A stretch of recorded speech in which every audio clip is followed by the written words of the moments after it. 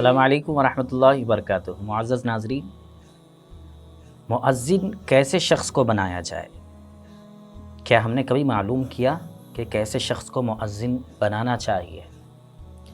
احادیث شریفہ کے اندر نبی کریم صلی اللہ علیہ وسلم نے کیسے شخص کو مؤذن بنایا جائے اس کی کچھ وضاحت کی ہے۔ سنن Bayhaqi volume number 1 page number 627۔ اس میں حضور صلی اللہ علیہ وسلم نے فرمایا کہ مؤذن ایسے شخص کو بنایا جائے جو دیانتدار ہو، امانت دار ہو، اور جو شرع کی پابندی کرتا ہو، شریعت کی پابندی کرتا ہو، اور تقوی و طہارت اس کے اندر ویسے ہی عمدہ ہو۔ آپ صلی اللہ علیہ وسلم کے ان ارشادات کی روشنی میں ہمیں بات معلوم ہوتی ہے کہ ایسے شخص کو مؤذن بنانا چاہیے جو ان چیزوں کو اور ان کوالٹیز کو اپنے اندر رکھتے ہوں۔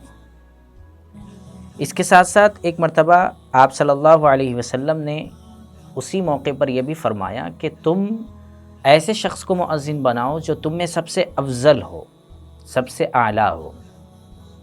اور سنن Bayhaqi volume number 1 page number 626 کے اندر حضور صلی اللہ علیہ وسلم نے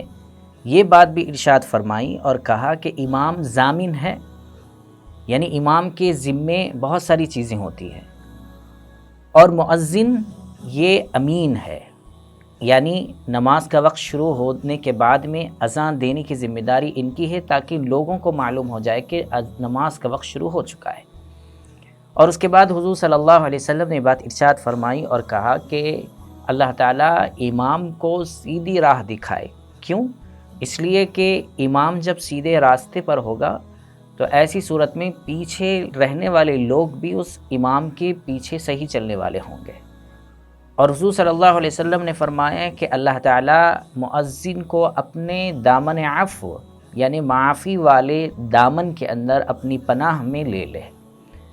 حضور صلی اللہ علیہ وسلم کا بڑا ارشاد امام اور مؤذن کے سلسلے میں ہے۔ ایک مرتبہ حضرت قیس بن ابی حازم رحمۃ اللہ علیہ یہ حضرت عمر رضی اللہ تعالیٰ عنہ کی خدمت میں حاضر ہوئے۔ اس موقع پر حضرت عمر رضی اللہ تعالیٰ عنہ نے ان سے پوچھا کہ تمہارے پاس کیسے لوگ مؤذن ہیں، کیسے لوگوں کو آپ مؤذن بنائے ہیں؟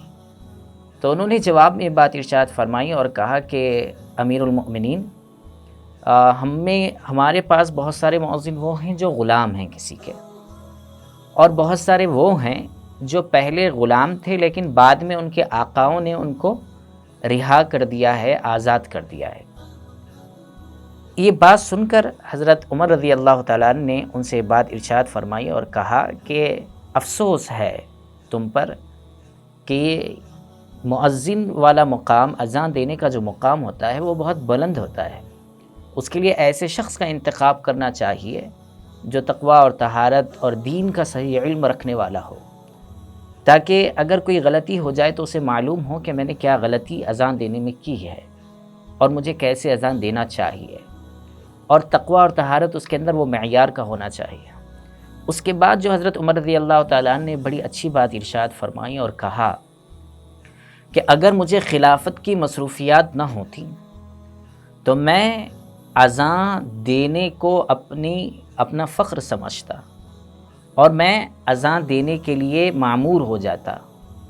یعنی حضرت عمر رضی اللہ تعالیٰ عنہ کا کہنا یہ تھا کہ اگر یہ مصروفیات مجھے نہ ہوتی تو ایسی صورت میں خود اذان دینے کو اپنی ذمہ داری سمجھتے ہوئے اذان دینے لگ جاتا۔ یہ حضرت عمر رضی اللہ تعالیٰ عنہ کا قول ہے۔ آپ دیکھ سکتے ہیں بات سنن Bayhaqi volume number 1 page number 627۔ یہ باتیں اپنی جگہ ہیں اور ان باتوں سے جو ہمیں کوالٹیز معلوم ہوتی ہیں وہ اپنی جگہ ہیں، لیکن ایک دوسری طرف جو اس وقت امت کا حال ہے وہ ہم دیکھتے ہیں۔ امت کا حال یہ ہے کہ ہم اپنے گھروں کے لیے یا مسجد کو بہت زیادہ عالیشان بنانے کے لیے پیسہ خرچ کرتے ہیں، لیکن مؤذن صاحب کے سلسلے میں ایسی کوشش نہیں کرتے کہ کچھ زیادہ رقم دے کر اچھے مؤذن صاحب کا انتخاب کریں، یا کم از کم جن کو رکھا گیا ہے ان کی اذان درست ہو جائے۔ ہم میں سے بہت سارے لوگ ایسے ہیں کہ اذان دیتے وقت میں ان سے بہت ساری غلطیاں اور چوک ہو جاتی ہے، آواز کا اچھا ہونا ایک الگ چیز ہے، ایک الگ معیار ہے، لیکن الفاظ اذان کا صحیح ہونا یہ بہت زیادہ ضروری ہو جاتا ہے۔ بہت سی اذانیں آپ مسجدوں سے سنتے ہیں جن میں بہت ساری جگہ جہاں پر نہیں کھینچنا ہوتا ہے وہاں پر وہ آواز کو کھینچتے ہیں، الفاظ کو کھینچتے ہیں، اور جہاں کھینچنا ہوتا ہے تھوڑا بہت وہاں بالکل نہیں کھینچتے۔ اس لیے ہمیں چاہیے کہ ہم انتخاب کرتے وقت میں ہی ایسے شخص کا انتخاب کریں جو اذان کے مسائل سے واقفیت رکھتا ہو، نمبر 1۔ نمبر 2، اس کی آواز پر کچھ محنت کروائی جائے، کیونکہ اذان جب دی جاتی ہے تو اذان کا مقصد یہ ہوتا ہے کہ لوگ بیدار ہو جائے اور نماز کی طرف متوجہ ہوں، لیکن جب اس کی آواز میں سریلا پن نہ ہو یا اس کے الفاظ صحیح لوگوں کو سمجھ میں نہ آئیں تو ایسی صورت میں آدمی کا دل نماز کی طرف متوجہ ہونا تھوڑا سا مشکل ہو جاتا ہے۔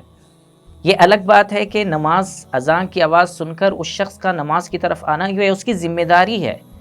لیکن جو نماز کے لیے شخص بلا رہا ہے اس کے الفاظ ایسے ہونے چاہیے، اس کی آواز ایسی ہونی چاہیے کہ سننے والا سن کر اس کی طرف آنے لگے۔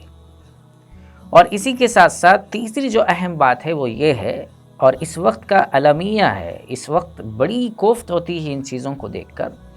جیسے کہ حضور صلی اللہ علیہ وسلم نے فرمایا کہ تم میں سب سے افضل جو شخص ہے وہ مؤذن بنایا جائے، لیکن آج ہماری مساجد کے اندر جو مؤذن صاحب ہوتے ہیں ان کے ساتھ لوگوں کا جو بیہیویئر ہے، ان کے ساتھ جو لوگوں کا رویہ ہے وہ ایسے ہے جیسے کہ وہ مؤذن صاحب مسجد کے لیے خدمت کے لیے نہیں آئے ہیں بلکہ ہمارے گھر کے خادم ہیں۔ گھر کے اندر کوئی مسئلہ ہو جاتا ہے تو غصہ پورا جا کر مؤذن صاحب کے اوپر نکال لیتے ہیں۔ مسجد کے اندر کوئی چیز اگر نامناسب دکھتی ہے تو بجائے اس کے کہ میں خود اللہ کا گھر ہے آگے بڑھ کر اس کو صحیح کروں، درست کروں، یہ کرنے کے بجائے مؤذن صاحب کے اوپر اونٹنا شروع کر دیتے ہیں۔ وہ بیچارہ کسی کام کی وجہ سے وقت پر اذان نہیں دے سکا، 1-2 منٹ آگے پیچھے ہو گئے تو برسنا شروع کر دیا۔ مسجد کی صفائی کے اندر کچھ کمی باقی رہ گئی، آپ یاد رکھیے آپ اپنے گھر کے اندر ایک مرتبہ جو ہے ہمیں چاہیے کہ ہم اپنے گھروں کے اندر جھاڑو مار کر دیکھیں گے کیا حال ہوتا ہے ہمارا، اور وہ ایک مسجد کے اندر مؤذن صاحب کے پیچھے پوری ذمہ داریاں لگا دی جاتی ہیں۔ ایسا نہیں ہونا چاہیے۔ امت مسلمہ کے اندر شعور آنا چاہیے، انہیں معلوم ہونا چاہیے کہ ہم جن صاحب کو اللہ کی دعوت دینے کے لیے رکھے ہیں ان کے ساتھ ان کا برتاؤ، ہمارا برتاؤ ان کے ساتھ بہت اچھا اور معیاری ہونا چاہیے، ان کا احترام ہونا چاہیے، ان کا ادب ہونا چاہیے۔ وہ جب مسجد کی صفائی کر رہے ہوں تو ہم میں سے بہت سارے لوگوں کو چاہیے کہ ہم ان کے ساتھ جا کر مسجد کی صفائی میں ان کا ہاتھ بٹائیں، چونکہ وہ اللہ کا گھر ہے، اس کی صفائی باعث اجر ہے اور اللہ کے یہاں اس کا بڑا مقام ہے۔ اور اسی کے ساتھ ساتھ ہمیں خود بھی چاہیے کہ ہم اچھی اذان کو سمجھ کر، اچھی اذان سیکھ کر، اجازت لے کر اذان دینے کی بھی کوشش ہمیں کرنی چاہیے۔ تو ہم سمجھتے ہیں کہ یہ تمام باتوں کو آپ خود بھی سنیں گے اور دوسروں تک بھی اس کو ضرور پہنچائیں گے۔ السلام علیکم ورحمۃ اللہ وبرکاتہ۔